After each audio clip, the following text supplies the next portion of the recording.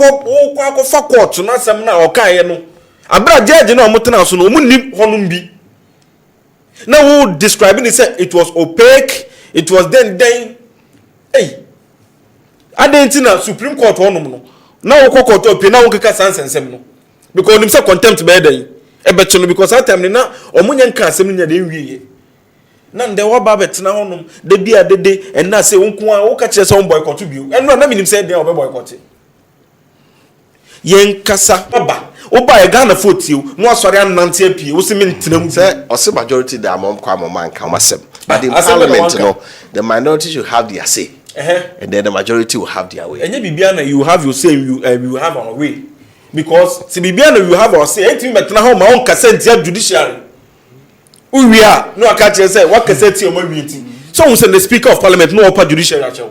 All right, abusina imu bibia kwa ba na inform Mega TV and platform we so Hussein Ibrahim the spokesperson edema Ashanti Regional Minister Dr. Frank Amakohene na oni NPP communicator bi ehia ohwe hawa Hussein Ibrahim esi a floor NPP communicator na utum sa brantie we bibi papa bi woni mu ai was NDC for ehwe niye ni na Afenyo marking behavior or show ye ema enamso majority leader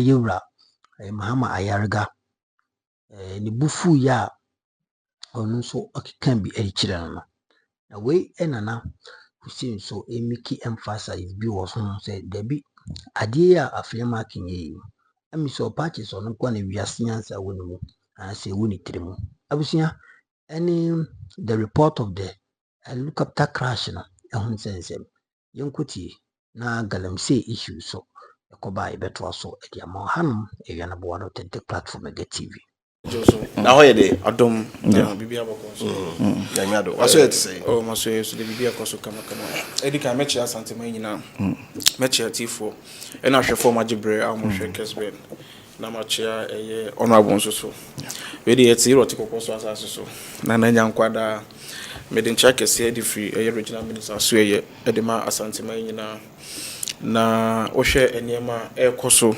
na uti NPP for the way almost kasana me an kasana na me hu ni say enye bibia popopim na yeden etiesi omoso na omode yesa na manite o say yeden ye de che omo na ejai omo over me de bia me ka asem ba ko pe me say Ghana ni a o tie me enim the way eniema seko over 2017 no ka salary increment bi ho asem of osobobo amia edikan no otwantro bi e wo hanim say entro no otwa ene say was it 2020 na inflation da 9% and 9% no kra no you akufo de den etumu de call 15% or 2 a year a public sector salary no otumu 15% meaning maybe we na san fact ni free year 2020 inflation nenya single digit inflation,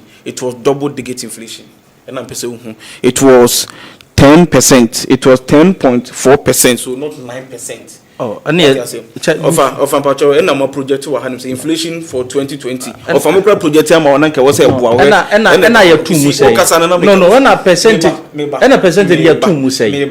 Mutu musay 15%. And inflation, yes, you see, what Casem and a 1 can ye and we are not single digit. This is not single digit. 10.4 is not single digit. And see, number 1, a would rather some contumpo. Here radio.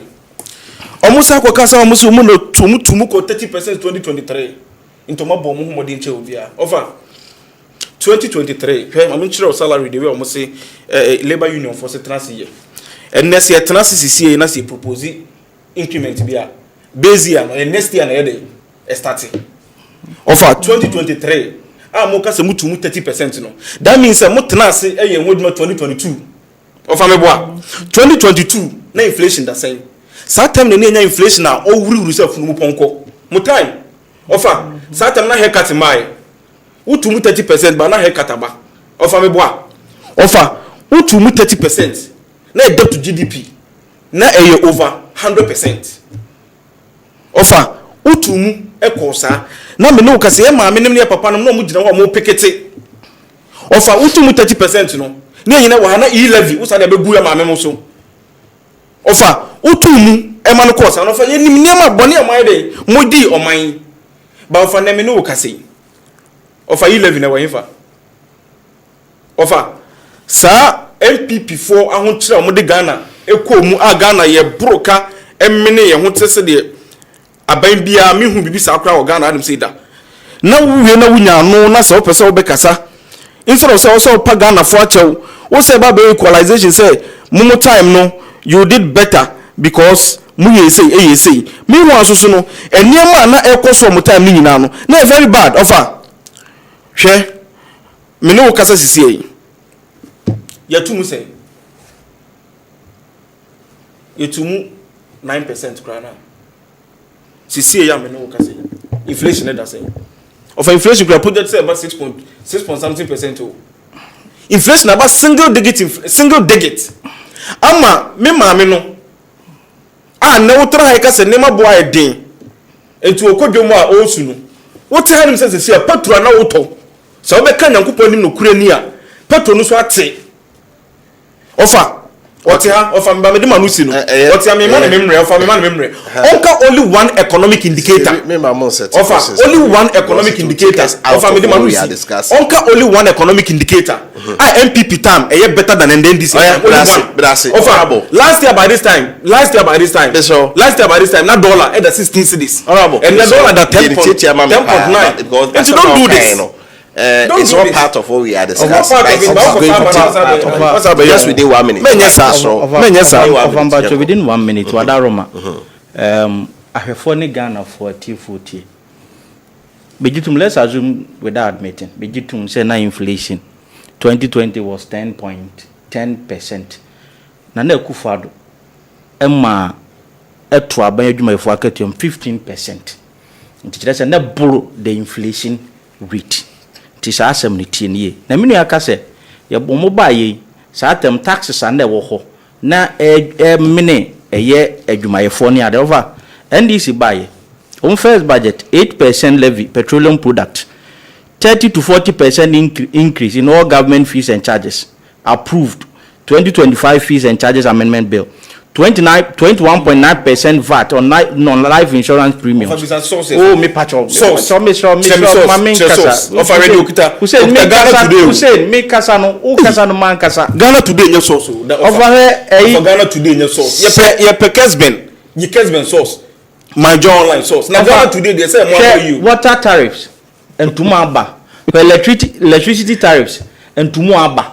Now he sa niema we nyina na mi nua betena. Of na fi omo do omo call secondary school 1 more percent and e tumu a se bia tie na me na mesrew some of these mistakes na ya moye no se bia wo tena ban mu a edru me be ya woni se bibia ye okay na hwefo hwe that's Hussein we ma be na ye over na mama ngano is going to take us over etifo no muti nyanim se nema bo aye den akoko fam me ka se metena me bo nema bibrebo a do me metena anka se Ghana bibia ye okay ba ofa ye ka inflation a ye ka empempenso a enema bo ekosoro se mo time ende si ye tu phone we ye ton 10 cedis a ade beche na ye 20 cedis na ye 10 cedis na aka ho by ne ye time se to phone we 10 cedis a ade beche de aba beto so kra ye 1 cedi ene ye ka ni se inflation ye nkakra persistence nkakra ene ko enti Ghana fo nyina anim se mo time.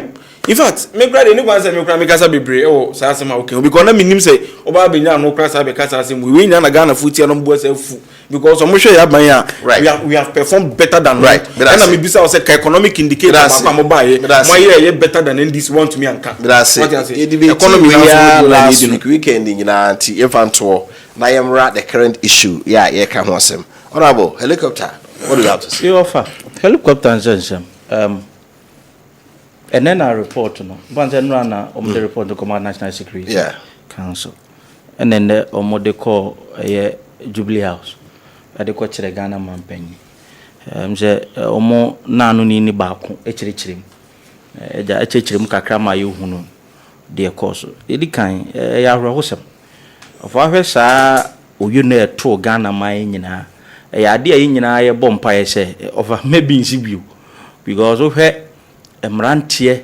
enumunyamfo ekukudam wotwe a wo mahwiro mu nkwa sei na ade a no ode a yesere onyankopon se sa de we de o mane mparo man Ghana emabi nya de ensi bio na nim so matable issues no e de amoma mpanyi National Security Council so age ahwem ye bompa ye se nsemo mu hwehwe mu no Ghana no more often no fa se ye te committee no mu hwehwe ade mu a o mu be wie no krata no ofa na de ato share so ne mfuturo bodo empire a ye bo ne sre be sre Ghana mampanyi se saa hwehwe mu a yenuanom ana mpanyimfo mu onim de e de aben o munye no mumfa ndi dwumaso na issues bi a omu kan no mu bi a omu implement se de be ye beboa ama saa de esi yi ofa ebi nya den ensi bio minim se ni nyina se akonyina saa be gina asem baako se omu se plane no de aye no omu mai bre eso mai no ye saa ye de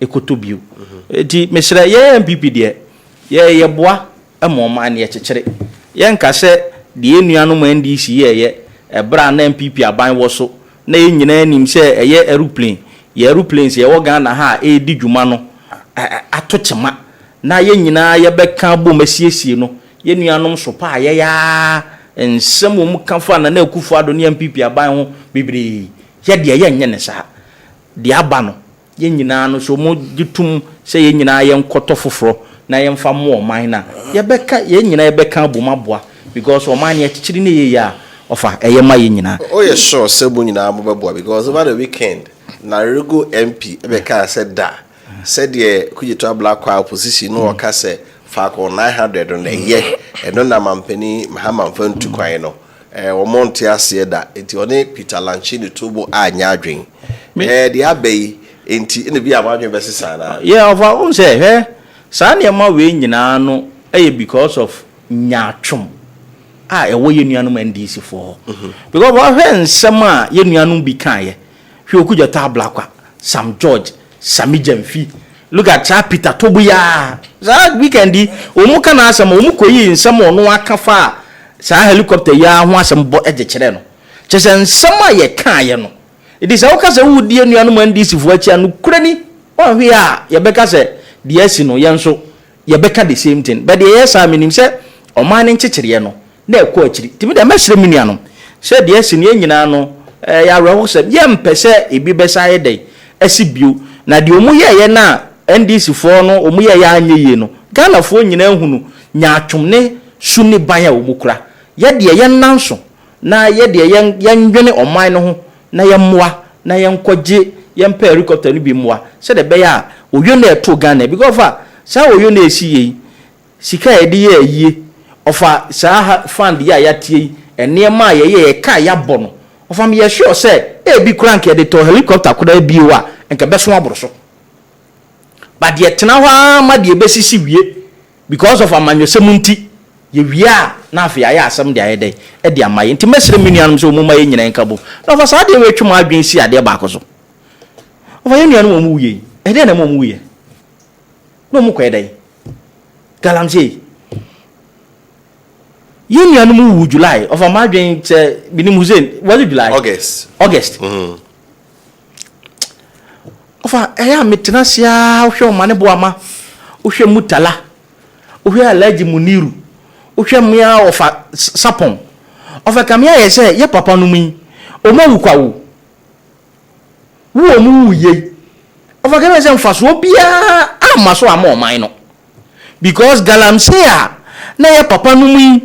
Kwa akodi hu dwuma wo bo ase a omuko saa wo yene wei atu wo mu no owanne galamsey ya worse galamsey keeps getting worse by the day every day galamsey ya worse say Ghana Water Company say on person mutu nsuo bo mu 280% because alum ni ayi omuto de nani adugu nsuo no mu no kwa na ekosoro ofa na obekwa Catholic Bishop Conference omusi galamsey ya west of an obeko ha ye wura Chief Justice enwa ye oko vetting o se galamsey ya west and the utag galamsey ya west galamsey keeps getting worse by the day de bia ye wura mama ni ye nuanu NDC ego so to nyom kire ye won na government appointees each and every day omun samu ba bonte se omu to galamsey yewura mama nka hwe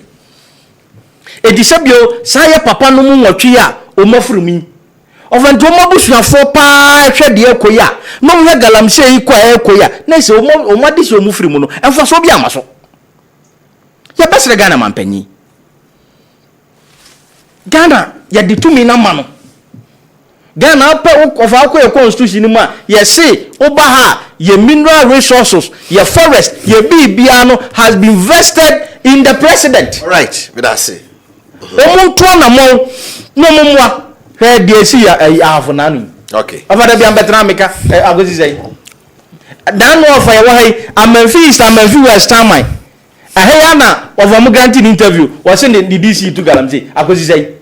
Ofa neta no of MC akosi say. En na yewra ya mi ene ne abanga galamsey nsem akosi say. Ofa na awe MP awi mpamfu atwa moja gu nso to galamsey akosi say. Ye ni anom se NPP before na etu. Ye se galamsey campaign nyina ye yewra wuntumi. Ofa na se wuntumi se ya che no. Wunmi se wuntumi nkobio. Wo ya nyuntum se do mu kan krai no kure. Ofa se wuntumi se onko site bio. Se obi ankwan bi before onko. Adan na da bia ye nso ne ye nyina essay get well by the day. But I say. You see? Over lessons learned. Helicopter idea CA. What can say? Over ene I think so no panu mo no. You mood say ya your brain has me okay kakra. Me tea findings no. Omo kan ni nyina wie no. Na ya rekosem because we should the CA and they find this your money by year. I think say a bit to me I find a lasting solution to the problem. Say a being sanya den e okay bio e Ghana hanum say na offer the man me reho kakra na say also mu gina weather no so check kakra omo say weather omo wie e no mo sa call say machine no omo ye ni 2012 no nanke was 2015 and I said nka do say be cost service in po. Me don't say cost service. No was say cost service. Oh okay. And almost I call G extension. Yes I can. Nti evans extension na mu na we yo. That means nka cost service in that time na. Nka bibi sa bia. Bibi sa anya den. Enti me srem penimfo. Sa debi be ye. Ye betima yusu no kakra. Me dey nka menim say bi. Me nuanom trotro drivers for ni bi. Na bibi bu a. Say ya the trotro ne taxi no. Yes. Ewura bibi. What is ni bibi am no dura. Me fa ko ba ko mra o me twi this week. Oh, me twi this week.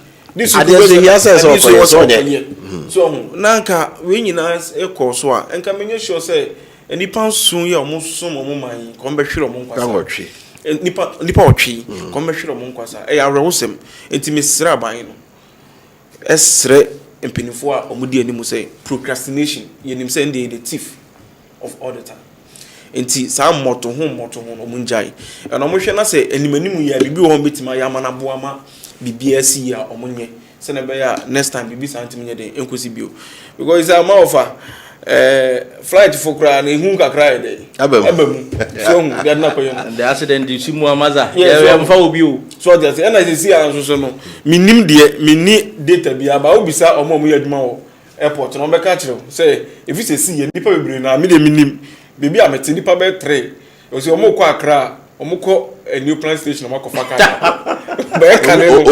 omusuro enka ne me na mkosi omo airport ene wo ka bia da bi onko enti yesere mu me nya ne ma betima aboa ma eno so etima CP na ase me nua su ko chipi so ku de to abla break basana be ba no the presidential jet and also hunt you as so that from what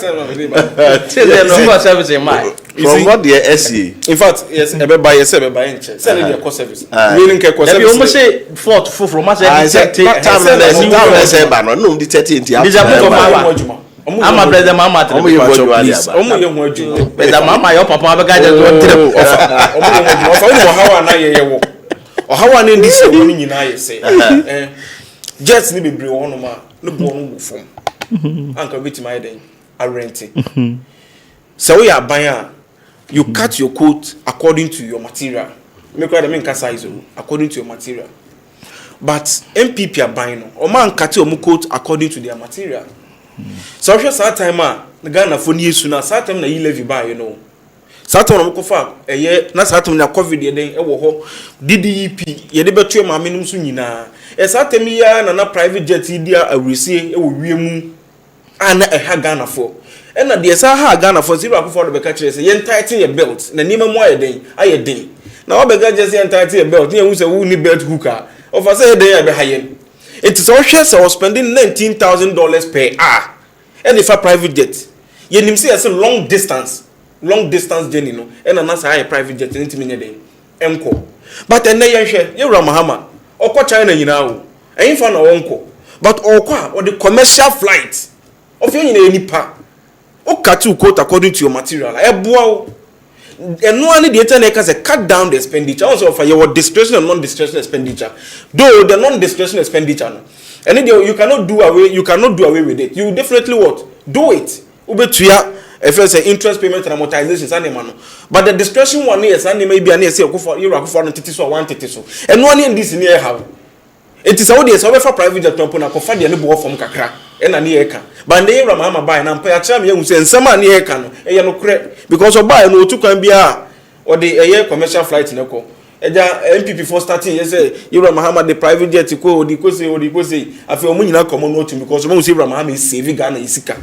Of us, maybe they make a private jet to someone when I say, and yet fitter. I'm on top of fraud because you're a folk when near and near. Kafako 900 on a little bit over $50 million. I think $45 million. That's our time, no? What's time or they buy, no? There was so much contention in Parliament. Yes. And this is first sorry said Debbie. Kufo or dance or eche. They buy mills and about to yes. So they say your mama. One way or Debia. Yes. Say your shirt. But the old bano is soon a year. Why do we have to wait? Simple uniform check. Now say ye new private jetter. Yen tough for. So I'm also shall say dear year service. Say service we need Ramama. A bit my yeduma. Yeah, use it. Oh, that be offer me and through. So almost service it. That's a fit for purpose on Quandia. Yeah, use it. But say not fit for purpose. I'm not only one. Simple. It is our politics of we say no day. And my distinguishing into difference in the day. It won't be brave. And on say or call Gyamfi or more call some more call Kone Galam say in NPP ni. They be NPP for per Galam say classmates. Sana mope. Because me to say me person your classmate. Classmate. Me person your classmate. Obetria baba ya say me your classmate. Offer anything. Jebra Mahama. And then me know ka say. Appointee bia ye better say or ye anything related to illegal activity, illegal mine activities bia no. You refer no to the appropriate court and so money the motion assembly. Ni ehwe. Offer MP. Some de no court.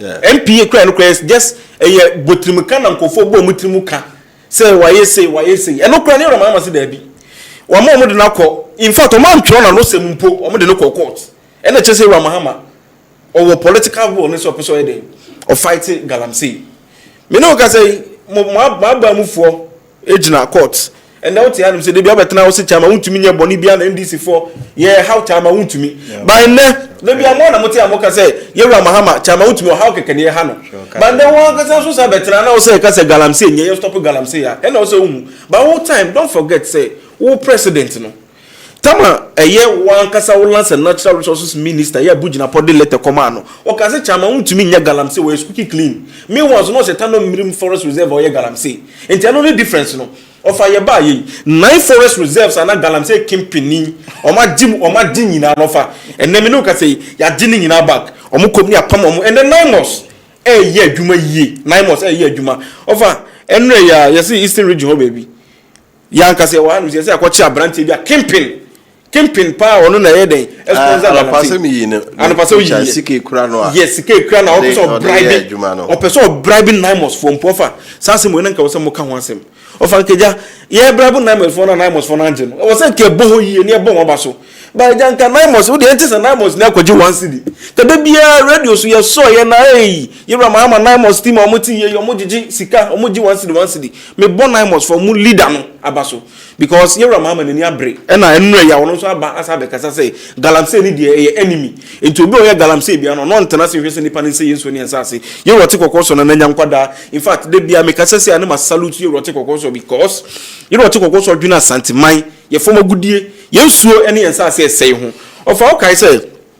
And then this last week here, President Bar region had him say, now I branch in you. NPP time you need maybe say you campaign in you because no say campaign in your Jubilee House according to your professor from Pomboatin. Or say Galamsey headquarters no Jubilee House. Offer last week here GGA4 omo ya was be. In fact me kwatena zero out to course workers o ma me who say yes. Say Asante man Ghana man Africa nyankopon di ro to course wo hira ye nyina. O say Galamsey no Yewra Mahama mie nani.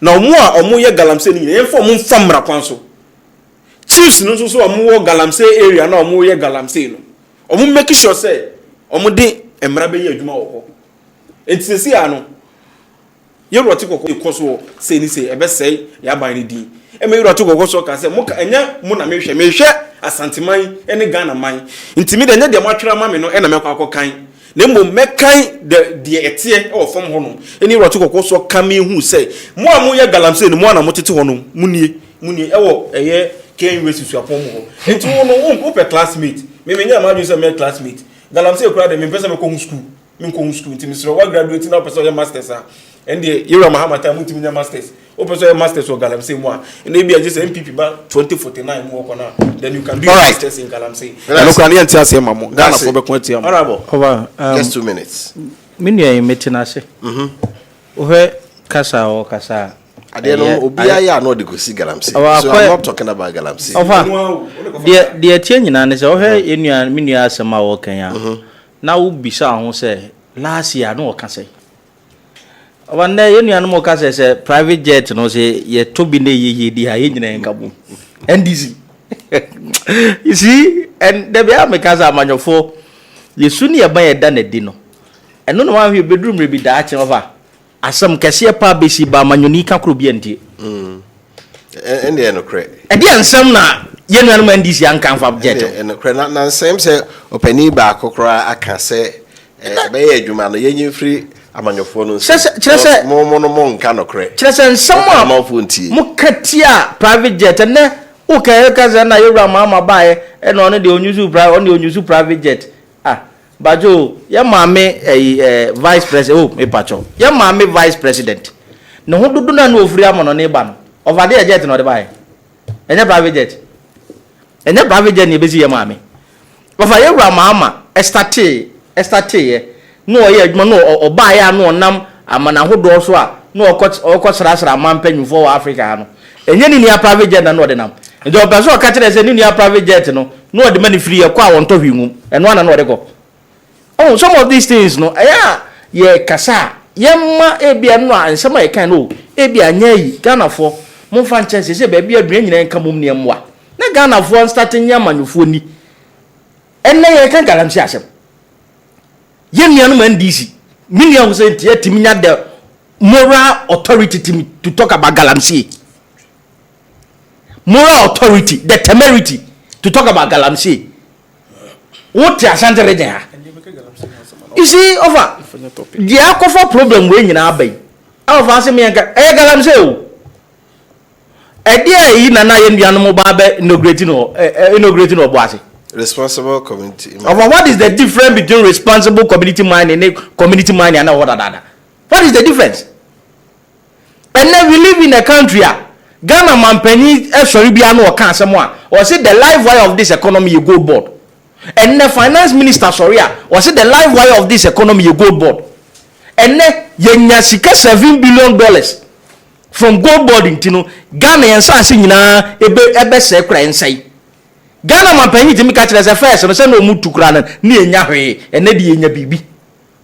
Who could be as a gold board, you only have gold no free here, yes, artisanal mining. No for him, Ghana. It may be a terminal. Gold now a Galamsey for to no. How many?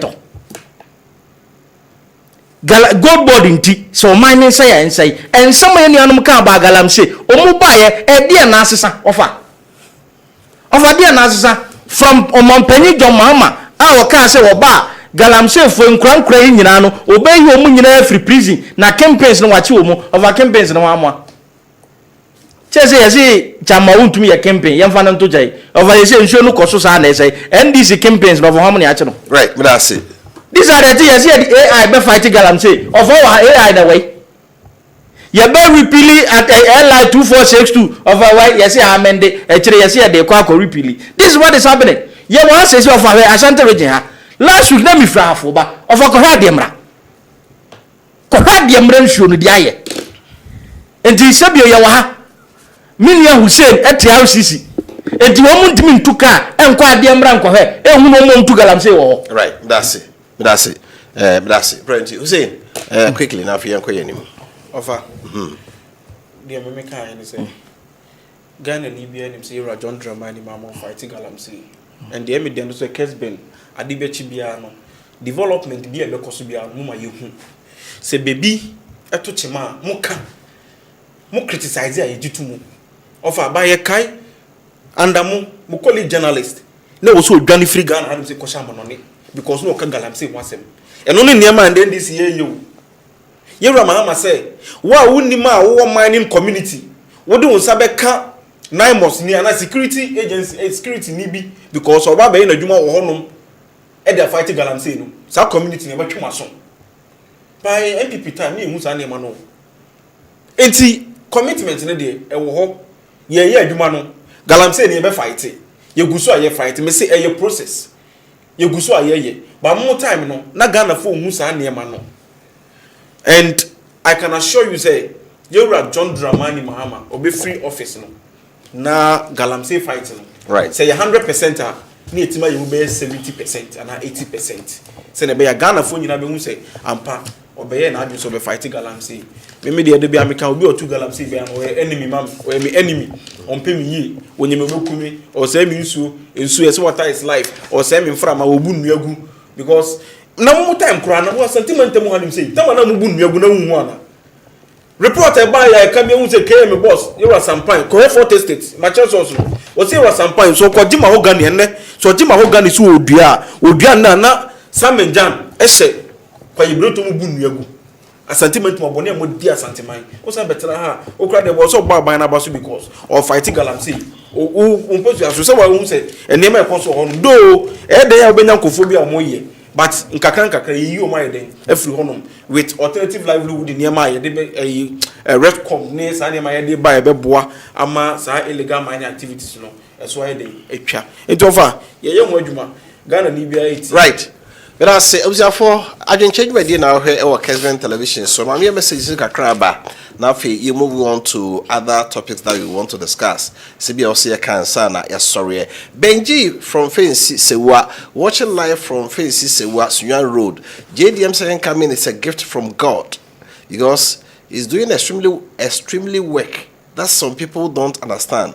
One thing I'm happy about him is that he hasn't cancelled any policy that the former administration brought, but still running the country smoothly. He will lead Ghana to the promised land. Greeting to the MC for Achungma Wabija. Okay. Good evening. We are not safe as Ghanaians, so who are trying to stop the issue of Galamsey is always Benedict Fisher. But the Mama and appointees clearly. Oh, please, roughly them say. Okay, also good evening, offer. The Chief Justice nominee can't equate elevation from Court of Appeal to Supreme Court in the position of Chief Justice. His appointment is characterized by myth in lieu of the removal of embattled former Chief Justice. The position of the minority apt. Let the court determine the fate of former Chief Justice before you are presented for vetting. I have my reservation on Justice Bafuboni concerning the Atai's conviction, but I hold a breath for now. Nana Mwako from Ehia. Of a minority always feel Ghanaians are Ghanaians and people of NPP. What's the meaning of that? Anyway. Good evening, offer. I'm Solomon. Jagiri from Kunso, let the NPP and its micro minority know that governance is not about big names, big jargons, and big English, but it's about action, and that is what His Excellency John Dramani Mahama and his government is doing. The reset agenda is on course. Our maintenance culture is very bad. We as Ghanaians need to improve upon it. We don't have to wait for something to happen before we look for solutions. Like Sunyani Kumasi Road at Afenyo Mokpa, very terrible. A road leading to 2 regions. Abba. I'm pleading through the Ashanti Regional Minister, Dr. Frank Amakwehine, to His Excellency John Dramani Mahama to take a look at it. I believe in him and His Excellency John Dramani Mahama. May the Almighty God continue to bless them for their good works. Sunya Road Nkwana Accra Road simple for Monfa Plain. To Accra Road Jomensa Saba Cote d'Ivoire branch of the NPP. I'll say Dr. Baumia all the way, vote number 3. The NDC guy is always using Takashi. He should let the people know the truth. Teacher Eric A.K. Ubiyehiska Manso Watreso Kuyeta Black criticized the Nekufuado for hiring a jet to travel. Now we should repair Ghana's presidential jet for President Mahama to travel, but not to buy different jet for the president, but rather the money should be used to construct our routes. Mr. Host, the NPP party and their communicators are now saying NDC are using their supermajority to bully them. But have they forgotten that not long ago, we have a hung parliament, NPP 137, NDC 137, but they claim they are majority, so they use it to even pass e-levy when it was in court. Now the tables are turned, so stop wasting your ears. More to come. Kobi from Asen Pras. So Richard Frimpong, watching you live from Sankore, Ejekrum, of our Yako, of our is only Nanado increased government salary over 30%. Offer my condolences to you. I thank Mahama Yarega for showing Afenyo mark in his level. The former DC, please be factual. Maybe he's living in Dubai. We those living in Ghana, no prices have gone down. Alex Akusumo. Master Planner Junior from Kintampo will say, has Hussein visited his 2024 campaign news or what? He is speaking like he's still in opposition.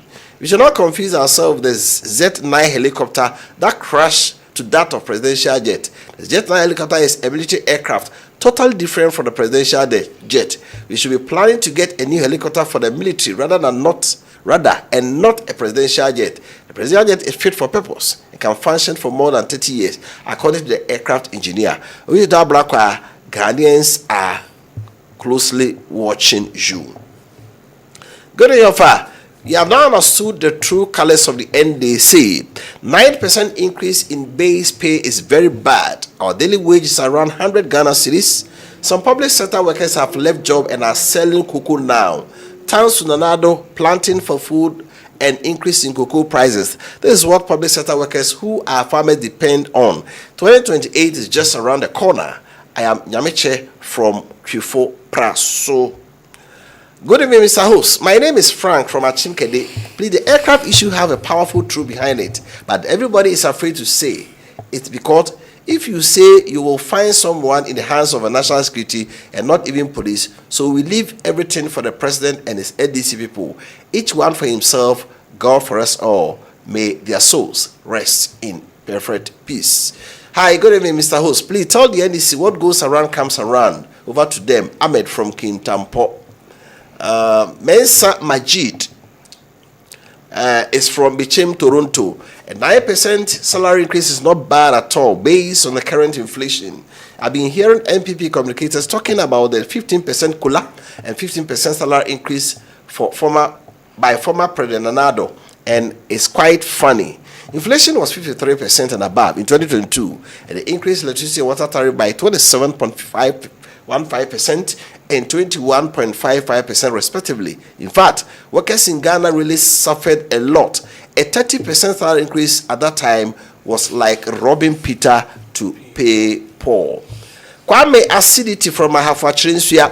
New NDC government has increased public sector salary by 9%.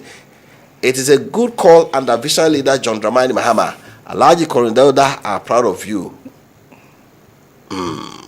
Good evening, Offer. This NDC young guy calls saying he thinks they will be in power forever. Giving 9% to government workers, you are sitting there politicizing everything. How much do you receive as your salary as an aide to the regional minister? Shame on you. Mas Husu Ano from Sunyai. Good evening, Offer. I'm Charles, watching from Gabon. Offer. As the NDC man, has chop money reduced? Has house rent reduced? Has common man eating 3 square meals a day? Let him answer. Kojo Body from Kumawu Bodmasi. I'll be running up quickly. Message no toss me to kind Afenyo marking you and NPP MPs. You guys are too funny. You people are now become comedians. If you guys like from now going, don't come to Parliament House again. But the Mama and these MPs will rule this nation nice and better. Good evening, Offer. Mr. Hussein is saying the president was going to punish the community that attacked the Naimos. So the community that attacked the Naimo previous weeks ago, what happened to them? Thank you. We are Simisa. The way you chat to. Good evening, Offer. I'm Asrewa from Sevilla Safo. I'm enjoying your show live. Offer, I don't understand why the NEC man who is sitting in your studio still blaming the previous government. The hypocrisy is too much. My regards to former Vice President Alhaji Dr. Mahmoud Baumia. I beg time to 15 minutes after 9. Now, crab up home Sima Edunum. I've been showing me the and our hair Kesman television. So, your multi TV decoder and so DSTV channel 364, Gold TV channel 12, and Facebook Live on so Kesman FM, Kesman TV, Obiano, to me extremely live. Now, you move on to what happened in Parliament yesterday. Vetting committee and him.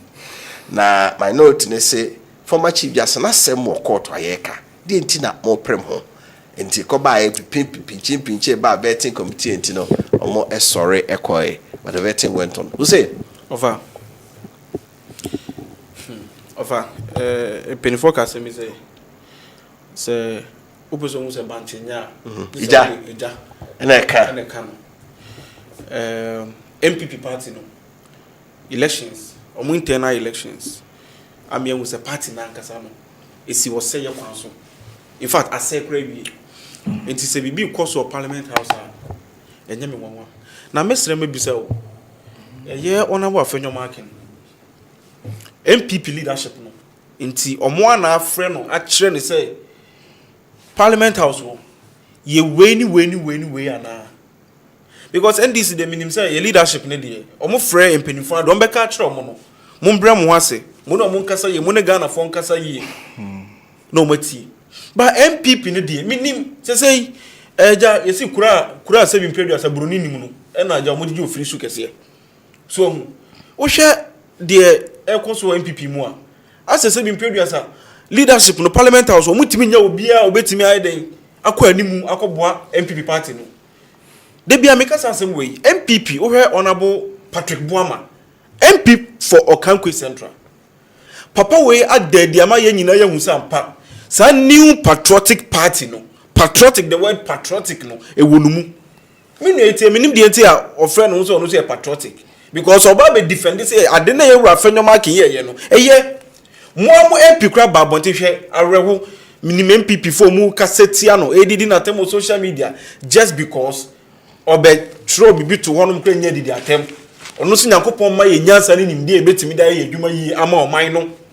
Enu ani o MPP for e na wonko ade wa ye hu Judas. Say MPP for ya ade e wo say support you mo. Say MPP ya ade na nya e wo say support you mo. Ofo wo kwa kofa court na asem na okan ye no. Abra judge na omotena so no mu nim honum bi. Now who describing it say it was opaque, it was then hey. Adentina Supreme Court honum no. Now we court up now we kaka sansensem no. Because nim say contempt be dey. E beto no because that time na omunya nka asem nya dey wiye. Na nde wa ba betena honum de bia dede en na say wonko a wo ka kire say won boycott bio. En no na minim say dey obe boycott. Yen kasa ni en boycott. O say wa boycott. He walked out. I walked out any boycott no. Difference. Who dey emphasize with the okay, what? You walked out. One for respect cramba. Say boycott nkra dey also man. What you say? But we oba e Ghana vote you. No asori anante apie. Wo se me ntenam. Say o se majority dey among kwa man kan wasem. But in Parliament no, the minority should have their say. And then the majority will have their way. Enye bibia na you have your say, you have our way. because Sibibiano you have or say anything but now my own cassette judiciary. We are no I can't say what cassette your meeting. So we send the speaker of parliament no upper judiciary actually. I didn't tell speaker patcho because if your parliament or more mudidi or majuma. Onkwa de why wonsa onkwa no ni mra ni nyina na wo kasa chese wiase nyina wo de Afenyo market wo didi o wiase e de pa no wo wiase unuane mo no amuti we hwe de o free one san Afenyo market ba na wo chemen sabo wona bu chemen sabo su hwa homrase kasa papa we so gina so o kasa otimu say yes NPP mpanimfo na bi wo mu banda da mpanimfo na sana mpanimfo na sana in fact even nkruma ye tintinche ni wura kra na ye kwan na ye de yate but Afenyo market ya tintina me NPP fo ntimi nko no because party na kasa na say aboa bia so be aboa bia be profit ni tina pro wie enti leadership mo friend to order Ghana for bufu offer you were chairman sa free parliament house no na friends or more members of parliament saying 137 meboa good all free so 137 you are Afenyo market by akasen offer saying 87 e ka bibi kire you were chairman sa bonsu hwe the way am say kasa parliament o say ye nema o appeal on Ghana for no kasa ma Ghana for no say hey papa we ni trema bo biwo they was say kasa dey there bia o say aboa no enti anytime bia no ne Haruna Edusu ye wura Haruna Edusu mu e be hia bia no na mutimi body consensus kama ba on kwando o aju say wiase mu nimdie nyina wo ne ye de ama wo enti de be ka bia wunti o so ja parliament house na wo kasa haphazardly okay that's say everybody will party na kwakudu enti me na Mr. NPP ye opposition party obetimi criticize it constructively so that we will be on our toe to do the right things right na ye political party ewu ti say NPP party na ewu okay so mo hwe no mutinye omutimi the biggest opposition party omu free on UP plus nye dey embrado de ba ne kokoba mu nyina krobo form ba sa krobo ni no dey onu dey me sure so onu dey obetimi abeboa ye the leading opposition party in Ghana na the party na say